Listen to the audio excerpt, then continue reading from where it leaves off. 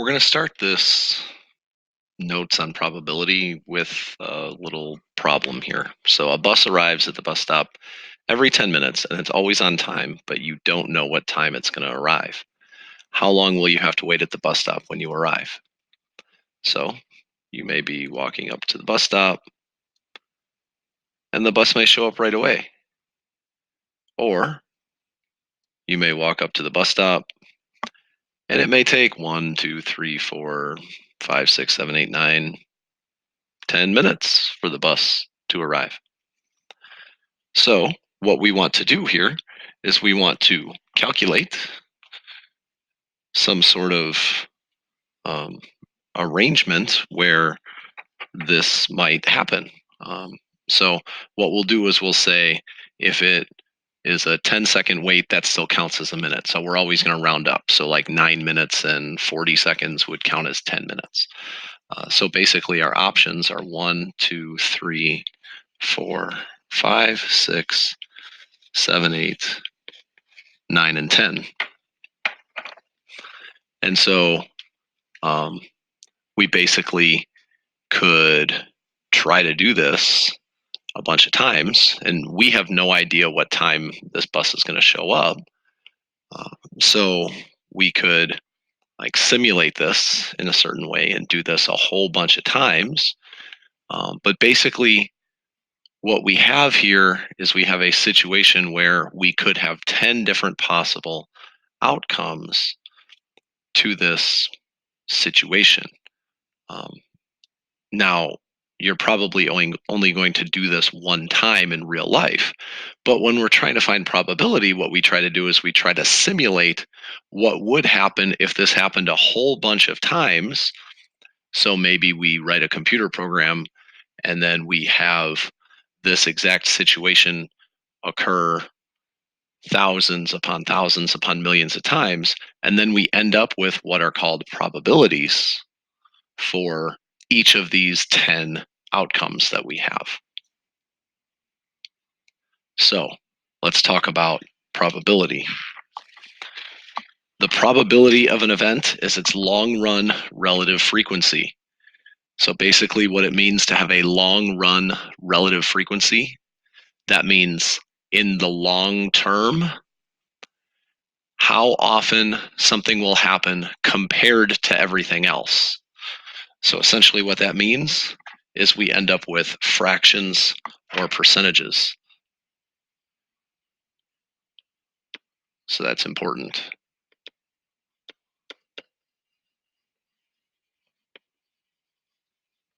And remember, long run means in the long term.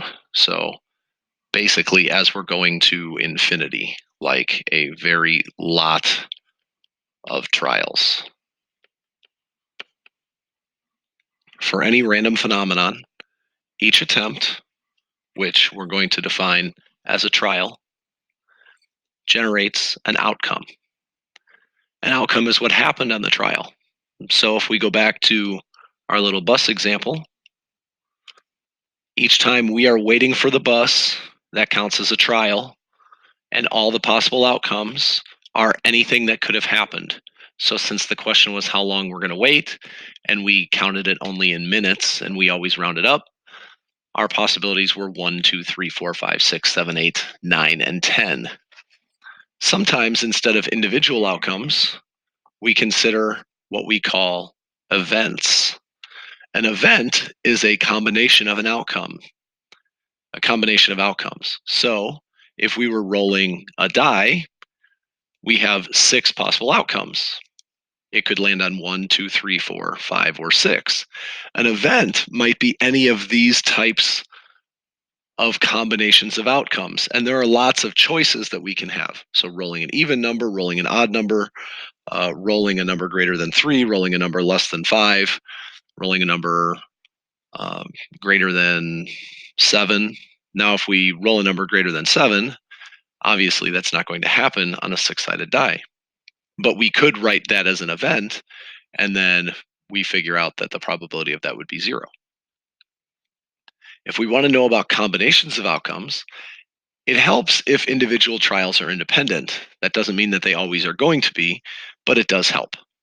If trials are independent, then the outcome of one trial does not change the likelihood of another trial occurring. So, for example, when we were waiting for the bus, the trials were independent because if I was going to do this a whole bunch of times, I walk up, I don't know when the bus is coming. Knowing the outcome of the first time that I walk up to this bus stop is not going to change what would happen as I walk up the second time to the bus stop. That may have absolutely no relevance on it. And so that's why those trials are independent. However, if we're drawing cards on a deck of cards without replacement, trials are no longer independent. We call those dependent. So if it is not independent, then it is dependent. If we draw a club on our first trial, then we know that the next card is less likely to be a club, and it's more likely to be any of the other suits like a heart, spade, or diamond. This is why casinos use 6 decks for blackjack instead of one, because even though that doesn't make everything independent, it does make it a lot less likely for people that are trying to cheat the system and try and count cards to actually be able to keep track of things. If it were independent, it wouldn't matter what card came first. But because we're not replacing the cards, we can kind of figure it out. The law of large numbers says that the long run relative frequency of repeated independent events gets closer and closer to the true relative frequency, which we know is the probability, as the number of trials increases. So let's go to the internet and figure out why that is. I've already flipped a coin 3 times, and it was tails each time. I'll toss it again, and it landed tails again. So I have 4 tails right now. Right now, 100% of my flips have been tails. And if I toss it again, it could be heads or tails. It just so happened to be tails. What we have to understand about this is that just because I've got 5 tails in a row does not mean that the next one is more likely to be heads. It's not like the coin has a brain and it starts to say, oh, well, this is not close to the probability that it's supposed to be. And it also doesn't mean that tails is on a winning streak and that we need to ride the winning streak and that we think that tails is going to continue to win and win and win. It may or may not win. So I'll flip it again. Oh, heads won this time. But if we look at this, the probabilities are nowhere near what they actually will be. Now, what happens if I flip 100 times? If I flipped 100 times, what ended up happening was, in this case, I got exactly 50 of each. So if we notice our probabilities, these probabilities are now getting really close to 50-50. I'm going to flip it another 100 times. And it ended up that heads won a lot more than tails that time. Heads ended up winning, it looks like 55 times. And tails only won 45 times or something like that. I don't know. I didn't count very well. I'm sure somebody will correct me. But if we're looking at this, I tossed it another 100 times, and tails ended up winning more than heads. But if we look, these numbers are getting really close to 50-50. And I can continue to do this, and these numbers are getting really close to 50-50. Now I'll toss it 1,000 times just because. And if I toss it 1,000 times, my numbers are still really close to 50-50.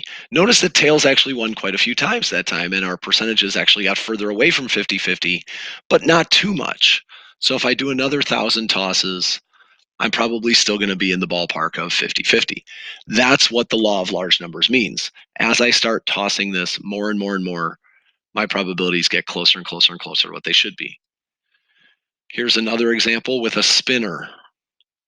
So I'll spin this one time. I landed on cyan, light blue. I landed on purple. Notice that my experimental probabilities are nowhere near what my actual percentages would be in the long run. But if I spin this 1,000 times, Oh goodness, I really hope it doesn't. Oh, there's a button where I can skip to the end. This would be really annoying. If I look at this, my experimental probabilities all end up being kind of close to what in theory they should be. It doesn't mean they are all the time perfect, but it gets pretty close. Now I'll do another 1,000 spins. I'll skip to the end. And if I look, all of these numbers end up being pretty close, at least within 1% of its theory. And I'll do another 1,000. And as we look, these numbers are once again pretty close. Many people misunderstand this law, and we already talked about this. It's not the law of averages, it's the law of large numbers, and it only occurs after you've had a large number of trials. This is why casinos have boards which post the last 15 or 20 outcomes. It tries to get people to buy into a lie. Don't buy into the lie. Basic probability rules. A probability is any number between 0 and 1. So, if on a problem, quiz, or test, you end up with a probability less than 0 or greater than 1, you are definitely wrong. Something has to happen. So, when there's a single trial, one of the outcomes must occur. And all of the possible outcomes are the sample space. So, if I am taking a look at some of the things we've talked about, the sample space of the bus problem was 1, 2, 3, 4, 5, 6, 7, 8, 9, 10. The sample space of rolling a die is 1, 2, 3, 4, 5, 6. The sample space of flipping a coin is heads or tails. If we wanted to flip two coins and count them as some sort of combined thing, we could have heads, heads, heads, tails, tails, heads, and tails, tails. So we could have four possible outcomes if we flipped a coin twice. And HT and TH are different because if I flipped those two coins, one of them could be heads, the other one could be tails, or vice versa. So if I'm looking at this particular situation, since heads and tails are equally likely, two heads is about 25% of the time, two tails is about 25% of the time, and one head and one tail is about 50% of the time. The probability of an event occurring is 1 minus the probability of it not occurring. So if we look at this example, if the probability of rain is 0.1 today, then the probability of non-rain is 0.9 today. And we can denote not A with A sub C, A prime, or tilde A. I will often use tilde A in my notes in class and the things that we talk about. Multiple events. Let's talk about disjoint events first. So if we have two disjoint or mutually exclusive events, that means that they share no outcomes. And all we have to do is add the probabilities in order to find the probability that one or the other occurs. A or B is this notation. So the little U symbol means union, that means or. Two disjoint events do not share any outcomes. Since you can only register as a member of one party, you can't be a Democrat and a Republican at the same time. We call these mutually exclusive. So the probability, if the probability of being a Republican is 0.4 and the probability of being a Democrat is 0.5, or I'm sorry, 0.45, all I would do is add together 0.4 and 0.45, and I get 0.85. That would be the probability of being a Republican or a Democrat. This also works for more than two disjoint events. So the probability of being a Republican or a Democrat or a Libertarian would be 0.4 plus 0.45 plus 0.05, which is 0.9. Now, obviously, that means in this hypothetical situation, we have another 10% of voters or people that are registered to vote that are affiliated with either some other party or independents that we would have to take into account if we were looking at the entire sample space. So the sample space would be Republicans, Democrats, Libertarians, and then we're going to have more things in there that we haven't been given information about. Maybe 3, 4, 5 more things. Or what we could do is we could just combine all of these blank spots into one category, which we will call maybe independence or something. But in any case, we would have to assign all of the rest of these people. There should be 10% of the population. You can't use the addition rule when you have events that are not disjoint. So if you look at this, that's clear. You cannot have 165% of people either being a senior or owning a TI calculator. So what's happening is there are some seniors that also own TI calculators. That means these are not disjoint events, so we need more information. Multiple events. For two independent events, the probability that both A and B occur is the product of the two probabilities. Recall from yesterday, I guess I forgot to change the notes, but recall from today that two events are independent if knowing the outcome of one does not change the probability of another. So this upside down U means intersection, which also means and. So for example, if we flip a coin and roll a die, those are independent events because the coin and the die don't talk to each other, and it's not going to be like, hey, I got heads, so you should be a 4. Those things are not related. So probability of heads is 1/2. Probability of rolling a 6 is 1/6.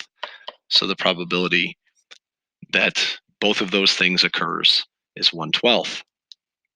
This also works for more than two independent events. So probability of rolling 3 6s is 1/216. By the way, this would also be the same probability as rolling 3 5s. That's kind of important to understand because just because the number that we're choosing is 6 is not the reason why it's 1/6.